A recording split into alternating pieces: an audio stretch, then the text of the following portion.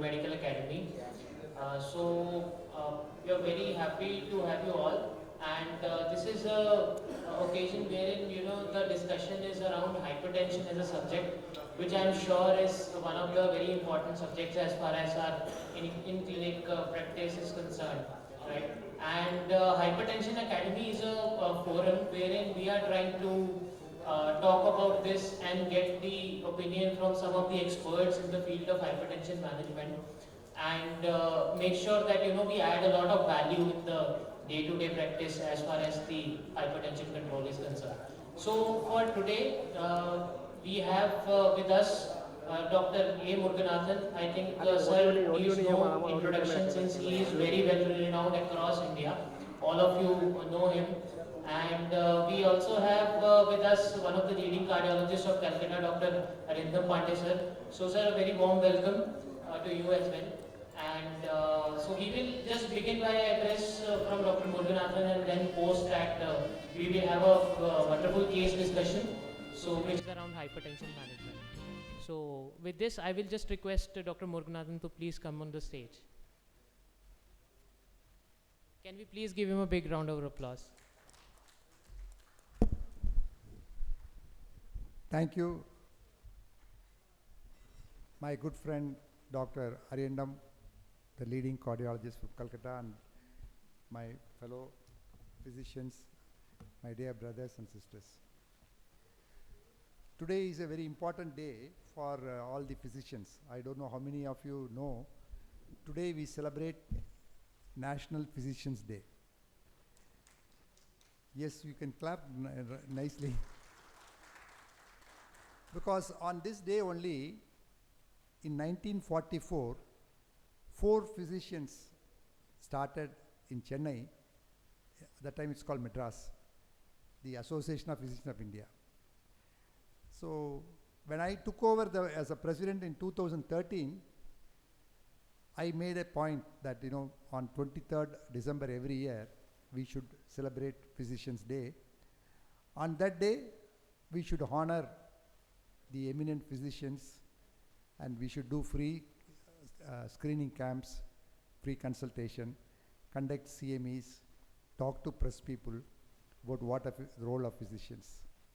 That's how we also introduced the award called Jeevaraj Mehta Award, which carries a gold medal, and every year we are giving to 4 people through the API. So today morning, I think the West Bengal API also celebrated and honored about a few physicians, and they did the CME program also. And sooner or later we'll also celebrate. We are requested for a cake, and we'll cut the cake and so today is a very good day for Physicians Day.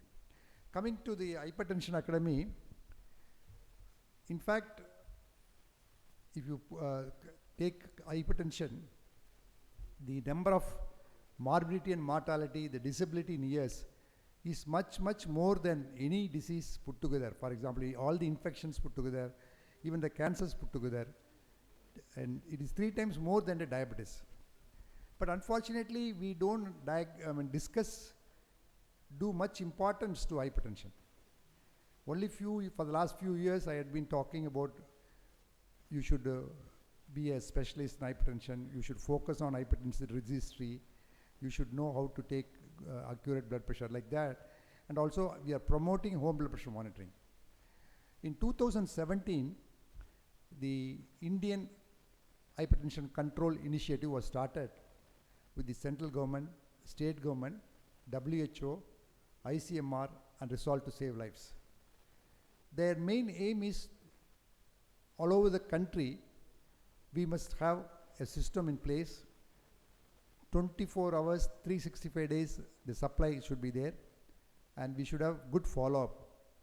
So with that idea, the Government of India started this project as a pilot project to start with only 5 districts, 5 states, 25 districts only.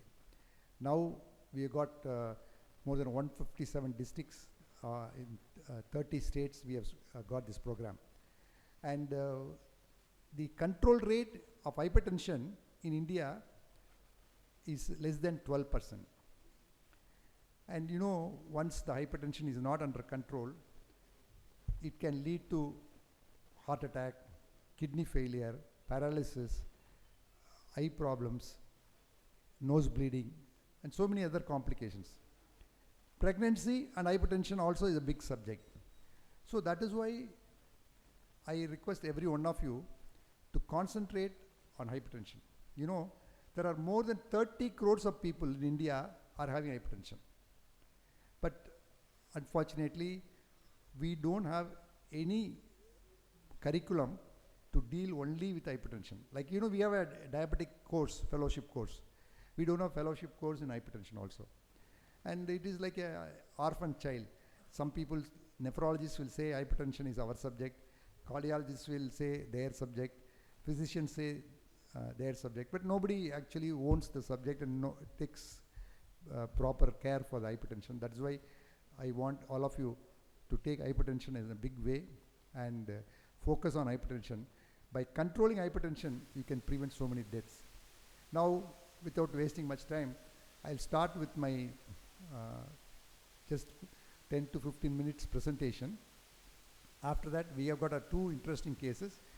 Dr. Ariyandam is there. And all of you also, I request every one of you to chip in and participate. Wherever you want to stop, we'll stop, discuss on the whole hypertension, how to control hypertension, what are the investigations, what are the complications, things like that. Now, can I have the first slide, please? Yeah, next slide.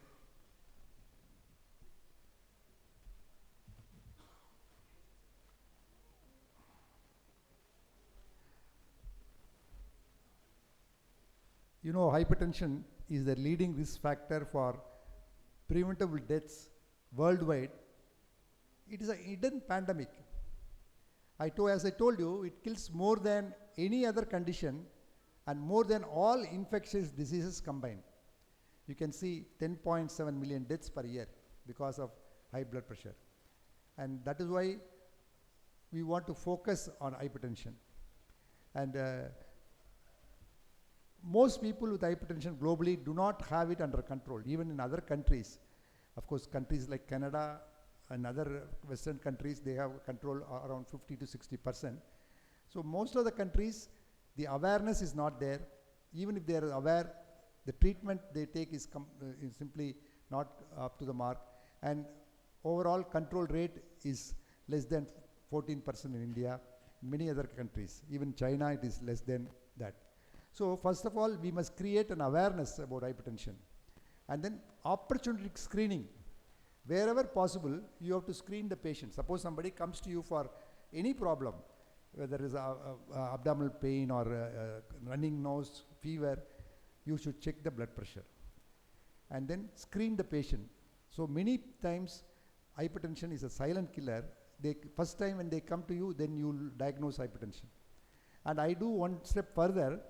Whenever somebody comes, I check the patient as well as the attender who comes with him, so that we can find out and screen hypertension, diagnose hypertension early. And of course, you would have seen 100 times about this picture, how to measure the accurately blood pressure measurement. Because every guidelines now insist you should talk about how to accurately measure the blood pressure.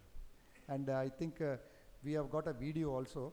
You can have this video in your clinic also, and then when you give the home blood pressure monitoring to your patients, also tell them how to check the blood pressure accurately. And what are the challenges in hypertension management? If you see, first of all is therapeutic inertia, clinician inertia. If somebody comes to you with hypertension, say let us say 144/94, you say don't worry, we'll see next time. We are not aggressive in treatment. We always say it's okay, chalta hai, we'll see tomorrow. And you give him one drug, and next time when he comes, if the blood pressure is like 144 again, you don't increase the blood pressure medicine. You say we'll see next time. And then there is less awareness among the people, less adherence to the people. Suppose you give the drug, even the doctors who are hypertensive, they take the medicines 1 year and then they stop. And they don't think hypertension can produce problems because it is a silent killer. And poor lifestyle, like physical activity. And nowadays the culprit is the WhatsApp and the television. They say if you watch television for more than 2 hours or watch WhatsApp or monitor or a computer more than 2 hours, it's a risk like smoking. So you must insist the patient to reduce the watching time. And these are the hurdles of blood pressure control. One is the diagnosis. Though it is easy to diagnose, many times we don't check the blood pressure. And treatment, there is no protocol. Drug strategies. We give one day one drug, the next day we give some other drug. And continuity of care. Patients also do not come properly, regularly. You don't follow up. So these are the main hurdles to blood pressure control. And you should have evidence-based protocol for hypertension management. Now, every one of us give our own way of doing treatment. So that is why protocols should be in place. And India National Monitoring Survey, they found out hypertension prevalence is around 30%, and the burden of hypertension more than 300 million nowadays. And Government of India target is at least 25% relative reduction in prevalence of raised BP by 2025. I told you about awareness and taking treatment. And the WHO has introduced a package called HEARTS package, HEARTS. What do you mean by HEARTS? It's healthy lifestyle counseling, evidence-based treatment protocol, access to essential medications and technology, and it should be a team-based care, and there is a system should be there to monitor. And of course, protocols, the Indian Hypertension Control Initiative, I told you it is a multi-partner initiative, strengthens the hypertension and diabetes treatment component of NP-NCD, non-communicable disease, strategies based on WHO HEARTS technical package. One is protocol, uninterrupted supply of the drugs. For example, in many primary health center, first time they give amlodipine. Second time when they come, there is short supply.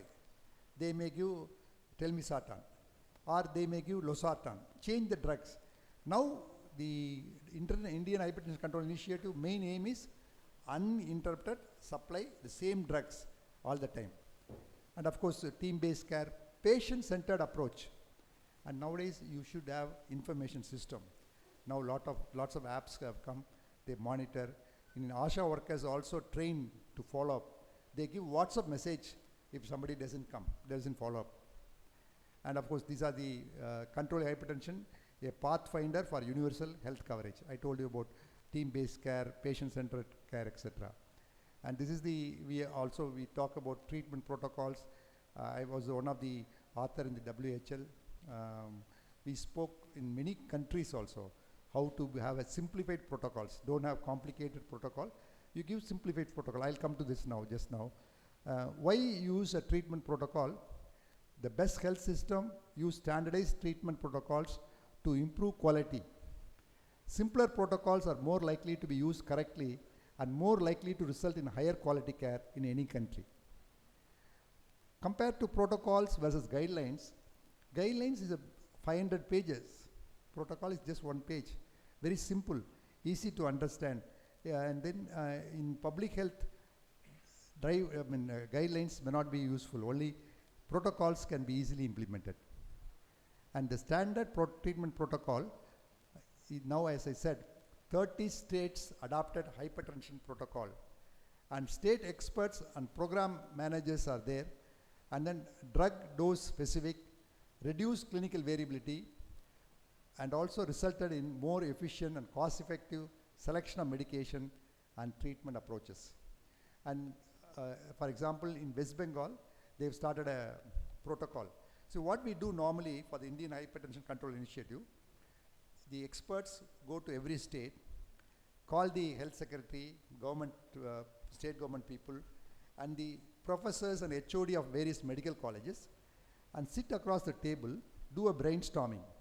What is suitable for that particular state? Be it a Telangana, be it a Andhra or Tamil Nadu or West Bengal. For example, in West Bengal, our team came and with the people like Arindam and so many other experts sat across the table and decided. What we decided was, first visit when somebody comes with hypertension, start with one drug, amlodipine 5 milligram, and then give them a drug for a month. Ask them to come back again, and if the blood pressure is not under control, you increase amlodipine 5 milligram to 10 milligram. And if there is still not under control after a month, add 40 milligram of telmisartan, and then see after a month. Still not under control, then make it 80 milligram. If both the drugs are not very effective, then you add a third drug, chlorthalidone 6.25, and then increase to 12.5. And even then it is not under control, you refer them for a specialist and other further investigations to rule out secondary hypertension. Never forget, even the first time, the doctors and the PHCs advise about the lifestyle modification. So the first thing is lifestyle modification, and step by step we do. So this is the protocol followed by West Bengal state. Other states have different protocols. For example, Maharashtra, Madhya Pradesh, what they do, they give amlodipine 5 milligram first visit. If there is no control, they don't add amlodipine to 10 milligram, they give telmisartan 40 milligram. Third visit, they make telmisartan 80 milligram. And fourth visit only, they make amlodipine 10 milligram. So it depends on the state. So different states follow these protocols. But believe me, in all the 30 states, the first line drug is amlodipine. The second drug they use is telmisartan. Only one country, one state, they were using ramipril. Now they also changed to telmisartan. And the third drug they use chlorthalidone. Why this amlodipine as a first line drug? Why telmisartan combination? Why you add chlorthalidone? All those details, our expert Arindam is there, and you can all discuss about this. So what I'm trying to express is, you should have a standard treatment protocol. And these are the various sample protocols, Madhya Pradesh, Maharashtra, same thing. It can be like this. The protocol can be diuretics as a first line drug. In some of the Western countries, they have diuretics as first line drug. Sometimes CCB as the first line drug. You can have ACE and ARB as first line drug. And CCB plus diuretic to start with. So it depends on your need, your environment, your availability. So the main idea is you should have a standard protocol, and that protocol medicines should be available. WHO has emphasized these medicines are essential medicines available throughout the 365 days, and same medicines. And the why calcium channel blocker amlodipine as a first line drug, we'll discuss. That is for all of us to discuss.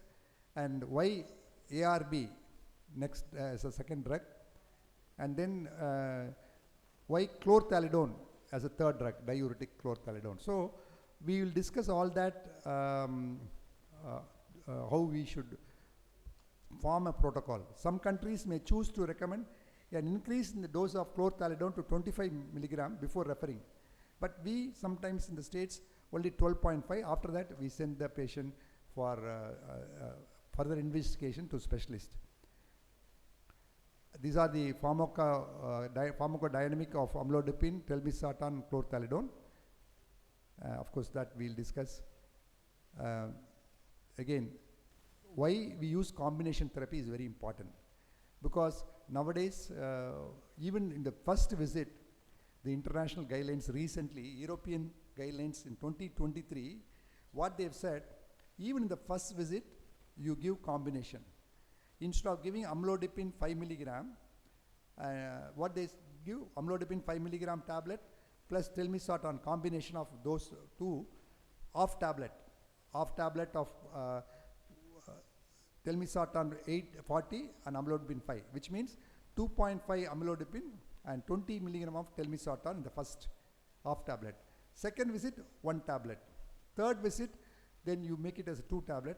And fourth visit, you add one more drug as a third drug as a single pill. So single pill combination, nowadays people prefer.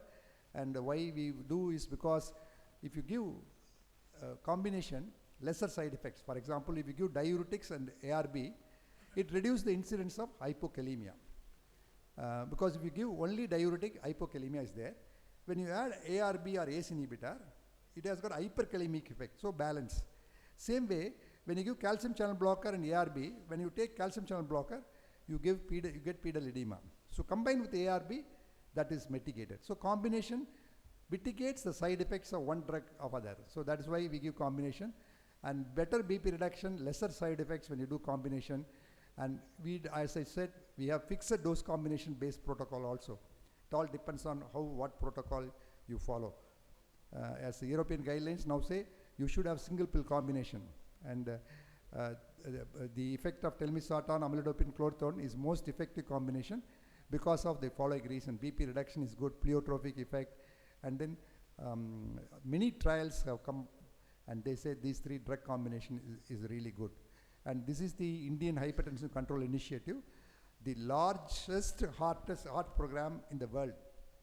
And this is decentralized to health and wellness centers covering both rural and urban population. You know, in India, we have primary health center, wellness center, health wellness center, district taluka office, taluka hospital. So all these, centers, now they have adopted this Indian Hypertension Control Initiative protocols, and we are following, as I said, in all the 30 states. And if you see patient-centric primary care at health wellness center, this is the real picture. No, we get 61% control in certain places, primary health center 41%. Overall, the control rate is more than 45 to 50. And that is why India has made real progress combating cardiovascular disease problem. One is the WHO has given what is known as trans-fat-free India by 2022 on track with current regulation. Recognition of hypertension as a national priority. Revised national guidelines include Indian hypertension control strategies and best practices. More than double BP control rates from 26% nearly to 60% among patients and returning for follow-up. The Government of India has committed to achieve NCD target of 30% reduction in salt intake also by 2025. By these measures, trans fat, salt reduction, and then protocols, government is very much keen to reduce cardiovascular problems. And this is the proud movement for us. The UNITEF Award in the UN General Assembly for improving hypertension treatment in primary care on 21st September 2022, the Indian Hypertension Control Initiative in the whole world got the award because 130 districts, 23 states that time, 34 lakhs of people were put on to the simplified protocols, and the control rate was more than 45 to 50. So because of that, the UN General Assembly gave this award, a proud movement for Indian Hypertension Control Initiative and proud movement for India. That is why we want to sensitize all the, you can clap well because it's a good thing for the Indian Hypertension Control Initiative. We talk every time like this because we want the private partners also, private physicians, practitioners also to participate in this program so that what the government is doing, even the private practice, you can have a simplified protocol, start this protocol easy. It's easy for the patients also, easy for your paramedical also to understand, and patients also will understand better. So now, as I said, 30 states, 157 districts, they are following Indian Hypertension Control Initiative. And the key success, if you see, our Prime Minister Narendra Modi also in the, Man Ki Baat, All India radio, he appreciated our Indian Hypertension Initiative. I told you we got an international award for this. And now, as I said, we started with 25 districts in 5 states in 2018. Now 155 districts across 27 states in 2023. And India has adopted 75 by 25 target, 75 million patients with hypertension and diabetes on standard case of 2023. The Government of India and many states have started protocols for diabetes as well as hypertension. And diabetic hypertension also combination that we are doing. Recently we had a program for Ladakh also. we had same formula and protocol we followed. So, ladies and gentlemen, you should have protocols.